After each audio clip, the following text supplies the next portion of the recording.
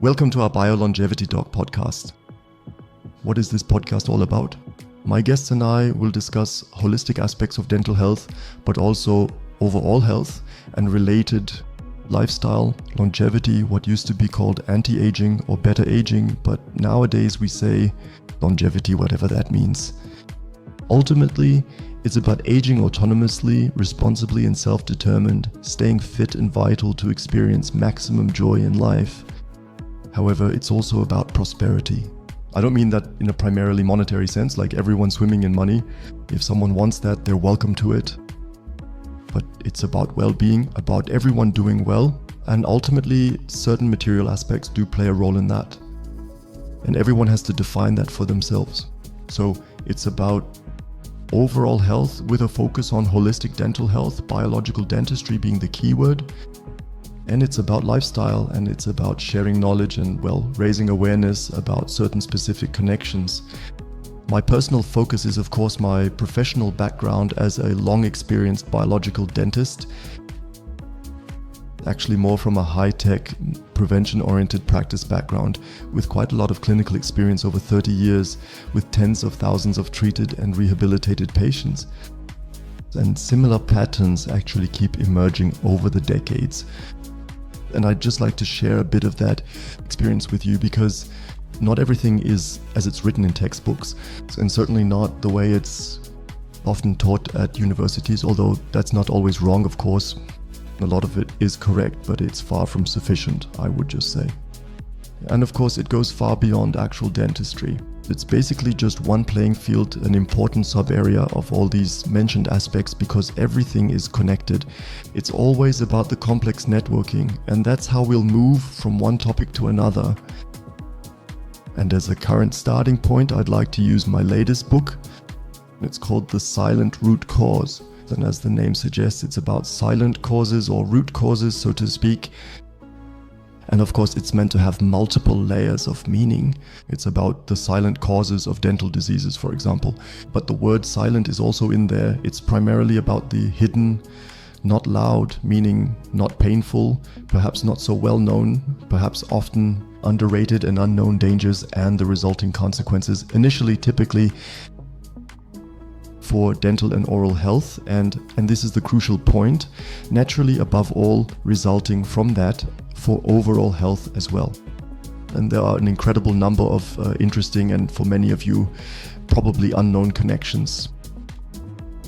And it's simply about sharing knowledge and insights here so that everyone, depending on where they stand in terms of knowledge, can not only learn something new, but of course also autonomously influence their own health through this insight. Health begins in the mouth. Of course, dental health and oral health aren't everything. There are other very essential health aspects as well, for example, gut health, the microbiome, and so on and so forth. Physical health, healthy joints, healthy muscles, a healthy brain, of course, as the central control center in the truest sense of the word. But in fact, the oral cavity is connected to all sorts of systems in an extremely diverse and extremely powerful way, meaning with a high impact factor, not just through nervous systems, but also through movement and support systems, through hormone systems, through the vascular systems. Of course, meaning, for example, the influence of bacteria from the oral cavity, from the gum pockets which enter the bloodstream and naturally get everywhere, not just into every organ, but also into the brain ultimately, and could potentially cause multiple types of damage there. And it's also about new research findings, but also about ancient wisdom and many different aspects. And so we can work our way through every little detail here, episode by episode, but we must never forget the big picture in the process.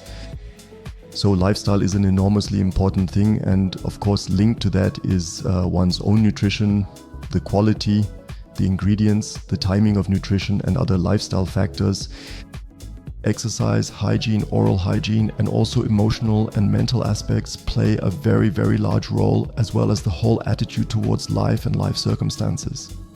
Environmental factors are extremely important, and these won't be neglected here either. It's not at all about being preachy and spreading a kind of school of prohibitions here. Everyone is, of course, autonomous, responsible for themselves, and enjoyment is certainly also something very, very beautiful.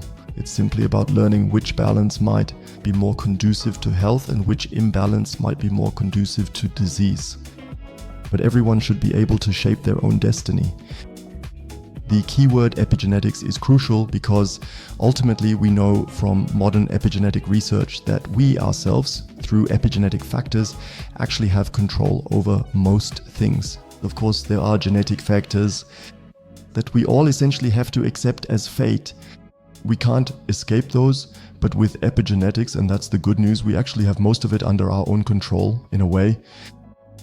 And for anyone who, like me, is excited by the idea of longevity or healthy longevity, it's actually a personal goal of mine to stay healthy and fit for as long as possible while enjoying life to the fullest.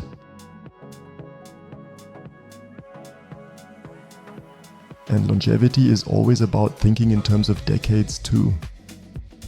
That does not mean being anti-pleasure or having a culture of prohibition. It essentially means being more conscious and aware. Managing things so that in the long run, you basically optimize environmental factors in order to avoid major mistakes as much as possible. Which factors are more positive and which are more negative, so that you can choose for yourself and pursue your own goals to the maximum. Of course, it's also about capability or performance, as it's so nicely called these days. And I don't just mean that in an athletic sense, I also mean it more mentally, or even in terms of motivation in general. One's own creative power, creativity and vitality. It's also a bit about athletic performance, because one thing is clear: if you rest, you rust. And experience already shows that staying fit, and I don't mean extreme competitive sports, but staying personally fit keeps someone in a way in the race or in the game. And that inevitably makes you healthier for longer, in a certain sense. There are a huge number of studies on that, including on cardiovascular adaptability and susceptibility. And there again, it's the cumulative effect that ultimately matters. And when we talk about real longevity, it's actually always at least a triathlon, at least a marathon. It's not just about short sprints or brief hypes that quickly pass, but rather about the ongoing and intentional process of long-term optimization of your lifestyle. This means paying attention to the habits you form and the choices you make each day, as well as the various factors that influence all of these effects over time. And it's about the knowledge of what can be done in the most optimal way, efficiently and effectively.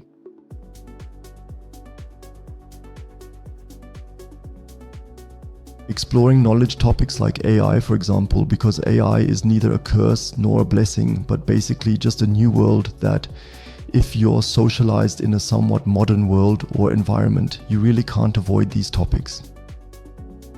And depending on your personal focus, it naturally has a more important or acute meaning or a less significant or subordinate one.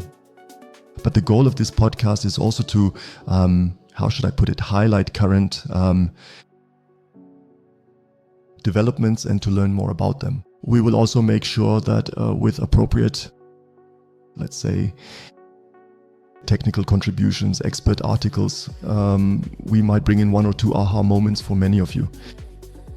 And lifelong learning is also a very important aspect regarding one's own longevity, because that also keeps you, much like your own fitness or athleticism, naturally in life, in the game. And you also have to be challenged, because otherwise you literally rust away mentally and physically. So there will certainly be many exciting topics. There will also be topics from the latest scientific longevity research, which gets very much into molecular biology or epigenetics. That might not interest everyone in super great detail.